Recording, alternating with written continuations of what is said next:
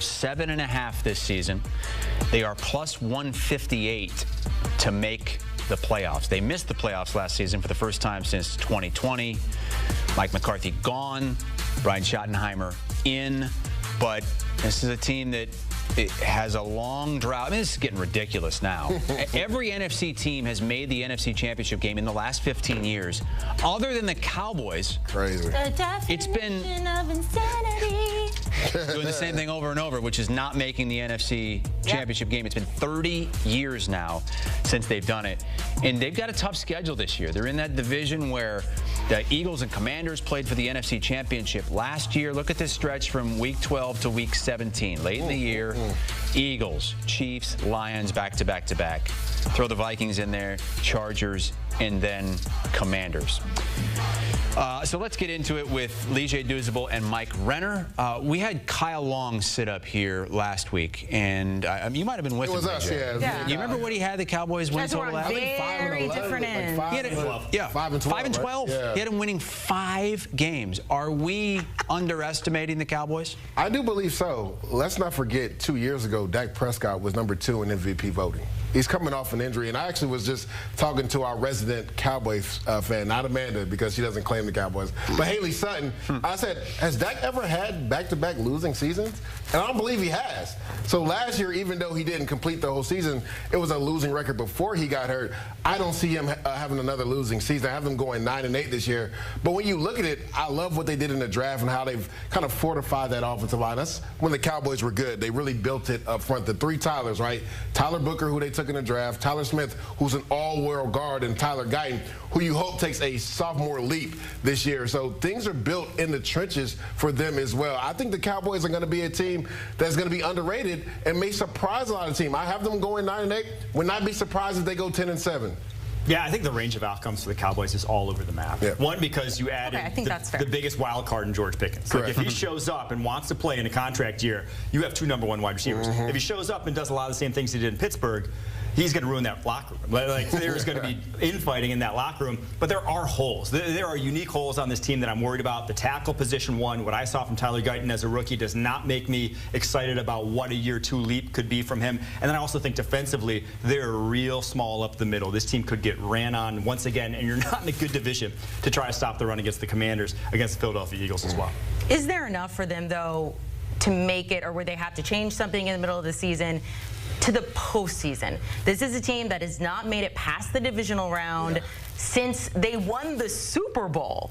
Well, their young players have to step up. You talked about a guy like Tyler Guyton, who was. And I know it's hard. I know it's hard to analyze this, like in the beginning of the season. But I mean, this is what they want. It's not a 10-win season. It's not a 9-win season. They want to get to the NFC. Yeah. I mean, to me, I think first and foremost they got to be competitive again, because last year they were. Now again, it hurts you when your starting franchise quarterback gets hurt with a hamstring injury. He misses the majority of the season, but he has to stay healthy. And also, you talked about it, Mike, getting a guy like George Pickens, that has been the thing that's ailed them on offense the last couple of years. CeeDee Lamb has not had a #2 receiver, so he's gotten so much attention. Now, with the way George Pickens can go up and catch 50-50 jump balls, that midfield safety is going to be leery of trying to come down and maybe double-team CeeDee Lamb, which could open things up for George Pickens and CeeDee Lamb. So I just think that Dak Prescott is motivated. I've seen videos of him, and that doesn't mean anything, but he looks a lot leaner. Maybe he's a little bit more mobile this year, and I think he has a lot to prove, because people forget, going back to that 23 season, you see it right there,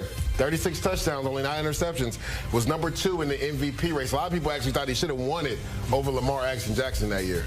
Yeah, I do think that I'm worried about the injury that he had last year. It came during a throw, right? It was a right hamstring injury. It came from that plant leg.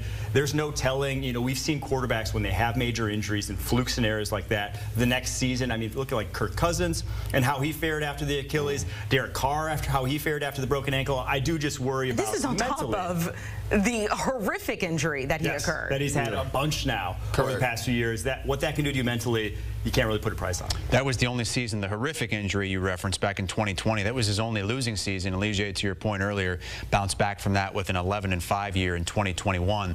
There it is. What do you guys think, though, this offense and this team is going to look like now that they have a new staff in place? Well, the interesting thing, right, Brian Schottenheimer, I assume, is going to take over the play calling duties. And let's not forget that one year when Russell Wilson was in the MVP race, it was let rest cook. So I could see Schottenheimer opening this up now that he has a number 2 receiver and throwing the ball down the field. People have wondered, what is the backfield going to look like for the Dallas Cowboys, right? Javonte Williams signs there. You take Jayden Blue in the draft. Miles Sanders is trying to resurrect his career, so there'll be some nice competition in the backfield. But I can see this team really opening it up. And you see it under Brian Schottenheimer the last 2 years, even though Mike McCarthy called the plays. They were one of the most explosive offenses in football. So look for this team to really push the ball down the field. Yeah, well, the secret sauce 2 years ago to Dak's almost MVP campaign was the drop-back passing game. But the also secret sauce to a drop-back passing game is protection up front. Yeah. He was the highest graded by PFF quarterback in the NFL on standard drop-back passes. Not play action, your run-of-the-mill drop-back passes, but he also had Tyron Smith in his last year playing at a high level. Tyler Guyton ain't that. Terrence Steele ain't that. I do worry about this tackle position if that's going to be what they go for offensively. Chris mentioned the difficulty of the Cowboys' schedule. Really, all of the NFC East has some of the most difficult schedules when it comes to the league. Taking a look at theirs, I got a couple questions about it. We're going to kind of go game by game, but I also want to know, when you look at the Cowboys' schedule, can we pop it up? Do we have it? Do we have it? Do we have it? Because I got to look at it. When are we going to know, kind of like by what week, this is who the Cowboys are? Do you want me to give it to you? Well, no, I have it right here? So okay. The interesting thing has started this segment talking about weeks 12 through 17. And old ball coach used to always tell me, you want to be playing your best football in late November and then December heading into the playoffs. Well, from weeks 12 to 17, they have the Eagles, who are the champions, the Chiefs at the Lions, play the Vikings at home, Chargers at home, at Commanders. Those are all playoff teams from last year. So that's when we'll know what this Cowboys team is truly about. Week 12 through 17. Now, the thing is, the season opens up kind of light for them. Like, they could go on a potential run, right? But we'll truly know who the Cowboys are week 12 through 17. I think it's earlier than that. I think it's like week 3, week 4. By the time you get, if you don't beat the Giants and Bears weeks 2, week 3, if you're 0-3 to start off, which could very possible with how you got them 0-5, Mike. It could be that. I am sorry, 0-5, because the thing that scares me about this Cowboys team, the layups on their schedule, the easiest teams, the Jets, the Panthers, the Raiders, the Giants, they're all on a massive upswing. They all were big players this offseason and adding talent to their respective rosters. So from that perspective, there's no game where it's like, okay, we can circle these wins. There's just not a lot of those on the schedule. When that's the case, and you're going to have to dogfight every single week, I just think it's going to be difficult, so I'm going 6-11. Well, they just made a trade that some of us were surprised by. Is there anything else they can do, they should do, before the season starts, Lee? I think they've handled it. I think they had a home run draft. I don't think people talk about their draft enough. Tyler Booker, he's going to be a road grader in the run game. Donovan Azaraku will help Michael Parsons on the edge, get after the quarterback. And Suvon Revel in the 3rd round, if he's healthy, because let's not forget, Trayvon Diggs is coming off a major knee injury. If Suvon Revel is healthy, this could be one of the best corner tandems in all of football, with Bland going back into his natural slot position. So I think they've addressed a lot of the holes on their team.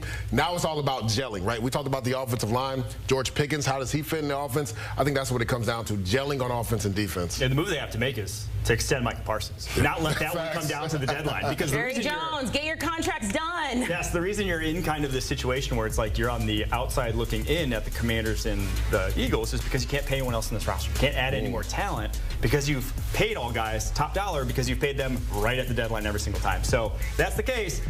If you wait till the end of, after this season, and Michael Parsons has a monster year, maybe wins Defensive Player of the Year, he's going to be at like the $45 million a year mark, and, well, you're going to have a cash-strapped roster once again. I will say, to give Brian Schottenheimer credit, and we talked about this earlier in the week, Michael Parsons, who could be a no-show right now, is showing up occasionally because Brian Schottenheimer went to one of his events and he said, look, if I have a head coach that's going to show up for me, I'm going to show up for him, even if they are in the middle of contract negotiations. Guys, we appreciate it. We appreciate them showing up because Pete Prisco fell OTAs in session all over the league, including Jacksonville. They are working out today. Of course, everybody scrutinizing the videos online of Travis Hunter. There you see Trevor Lawrence tossing a few